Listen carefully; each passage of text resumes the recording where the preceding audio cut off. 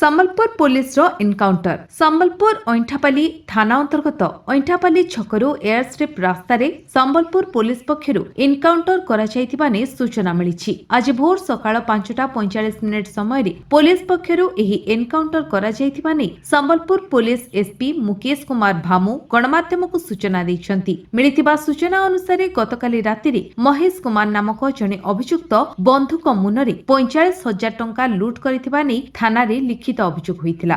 ଏହି ଘଟଣାରେ ପୋଲିସ ପକ୍ଷରୁ ଅଇଁଠାପାଲି ଥାନା ଅନ୍ତର୍ଗତ ଅଇଁଠାପାଲି ଛକରୁ ଏୟାରଷ୍ଟ୍ରିପ୍ ରାସ୍ତାରେ ଅଭିଯୁକ୍ତ ଥିବା ନେଇ ସୂଚନା ମିଳିବା ପରେ ପୋଲିସ ପକ୍ଷରୁ ଚଢାଉ କରାଯାଇଥିଲା। ତେବେ ଏହି ଚଢାଉ ବେଳେ ଏନକାଉଣ୍ଟର କରାଯିବା ସହ ଅଭିଯୁକ୍ତକୁ ପୋଲିସ କାବୁ କରିଥିଲା। ଏଥିରେ ଅଭିଯୁକ୍ତ ମହେଶ କୁମାରଙ୍କ ଗୋଡରେ ଏକ ଗୁଳି ବାଜିଥିବା ବେଳେ ତାଙ୍କୁ ଭୀମସାର ମେଡିକାଲରେ ଚିକିତ୍ସା ପାଇଁ ନିଆଯାଇଥିବା ବେଳେ ସେ ବର୍ତ୍ତମାନ ସୁସ୍ଥ ଥିବା ନେଇ ଏସପି ସୂଚନା ଦେଇଛନ୍ତି। ଏହି ଘଟଣାରେ ଅଭିଯୁକ୍ତଠାରୁ ପୋଲିସ ଏକ ବନ୍ଧୁକ, 2ଟି ଗୁଳି ଓ 40,000 ଟଙ୍କାକୁ ଜବତ କରାଯାଇଛି। ତେବେ ପୋଲିସ ପକ୍ଷରୁ ଅଭିଯୁକ୍ତ ନାମର ଥିବା ଅନ୍ୟ ସବୁ ଅପରାଧିକ ଦିଗ ନେଇ ମଧ୍ୟ ତଦନ୍ତ କରାଯାଉଥିବା ନେଇ ଏସପି ସୂଚନା ଦେଇଛନ୍ତି। Bureau report, Biswabijay news, Odisha.